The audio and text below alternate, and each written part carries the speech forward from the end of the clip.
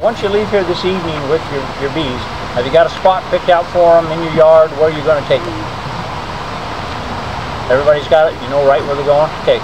So there's always, no, you don't know yet? You can't take your bees home, put them on one side of the yard, and then decide the next day, I think they'd be better off over here on the other side of the yard. When you set them down, that's where they're going to stay. So there's a few exceptions to that, yeah. So our question is, we have alpacas. Yeah. We're thinking about putting them inside the yeah.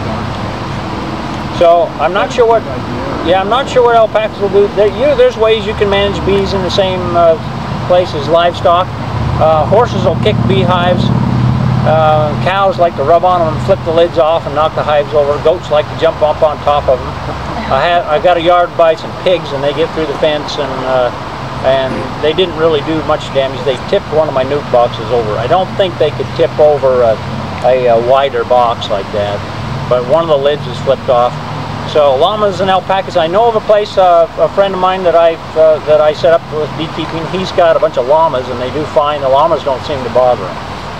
Alpacas, I don't know if it's going to be similar. We can put them outside, but you know, we have walkways, you know, that we take hay through and stuff.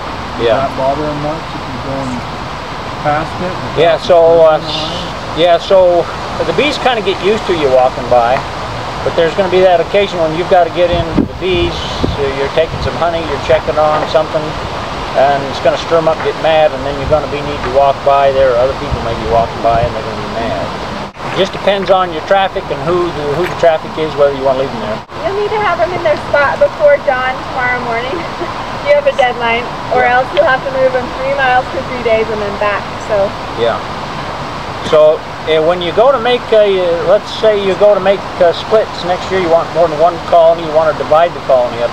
It's good to have in mind, make some arrangements or connections prior to time that when you need to move some bees, you'll have a spot that's about 3 miles away. It doesn't have to be exactly 3 miles, but you make it easy for people to remember. 3 miles for 3 days is about what you need to move them. And they've got to be, those 3 days have got to be fly days. So the bees have got to come out and get a new fix on their location. If it's a rainy day and the bees never come out, then you move them back, they won't adjust. So you'd have the same problem. So in the winter time, though, is an easy time to move bees. If they've been locked in there because of cold weather for about 2 weeks, then you can just move them from one side of the yard to the other. Should you put it in a sunny spot or a shady spot? So they need some sun is best. I had a row of bees, and the end of it, the one end was in some sun, and the other one was in between 2 fences and a wood pile, and the two down on the end in the shade all the time just never did as well as the ones on the sun. Doesn't have to be full sun all day, just so they get a couple hours of sun in the day, and they could be in the shade the rest of the day. They'll be all right. Does the compass direction of the entrance spaces matter? Not really. What if you happen to have an already existing bee box that's been there for like a month, and now I'm bringing new bees into my yard? Does it matter? Is that going to affect anything at all? No. They'll figure it out. So now if you were installing packages, that might be a little different. They might drift, but you're not. So long as they're, how far apart do they need to be? You can put them right next to each other, just a few inches if you want it. How do you put them in your yard? What do you put them on? Okay, so commercial beekeepers will put them on pallets. So it's a 4x4 roughly square pallet, and they set 4 colonies on there. So they're right next to each other. And they face them all 4 compass directions. So it doesn't matter if you're facing them north, south, east, or west. So if you were to take those 4 colonies on a pallet and just set them down in the yard, so you'd have some that are facing north, some that are facing south, all different directions. And so do the bees that are facing south make more honey than the bees whose entrance are facing north? No, not really. Do you need a windbreak?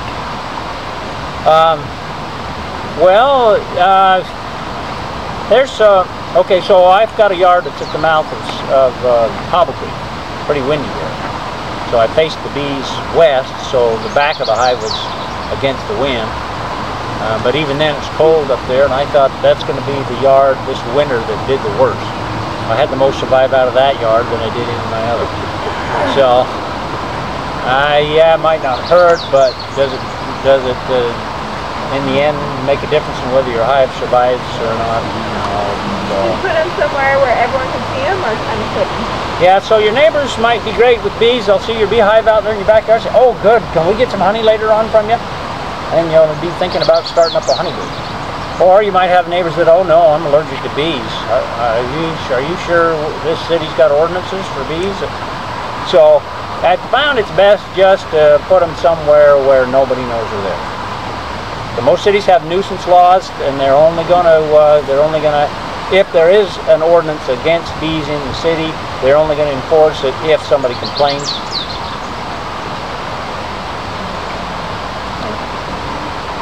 All right. So your bees will need some water. Your location you choose. If you're in the city, there's usually a broken sprinkler somewhere or somewhere around. They usually don't have to worry about giving the bees any water. But there are a few places that you might put bees if you're out far away and you know it's going to dry up. Bees like to go the shortest distance out of all the things that they collect for water, a quarter of a mile or so. So they'll go further for pollen and nectar. So water source is something to be concerned about. It's not top on your priority list. All right, any other questions on locations or moving bees? So we won't have to plug the entrance up necessarily. Now some people have come in trucks, some people have come in cars. People take bees home all the time in their car. We'll put some smoke on them before you go. The bees, when you move them at dark, they're going to crawl at dark. They're not going to fly. Unless there's a light, a bright light that's close by them, then sometimes they'll fly at the light. But they're going to crawl, and they'll come out and crawl around on the front of the hive. But it doesn't matter if they do that.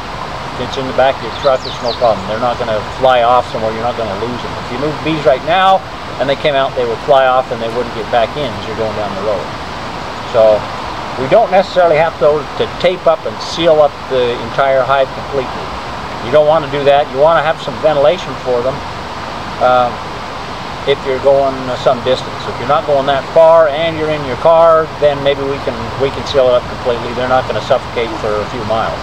You got to move them at nighttime. The reason we're having this class now is that so by the time we're done talking about things, it'll be dark. The bees will be done flying. They'll be home. Then you can pick them up and move them. You can't move them in the middle of the day.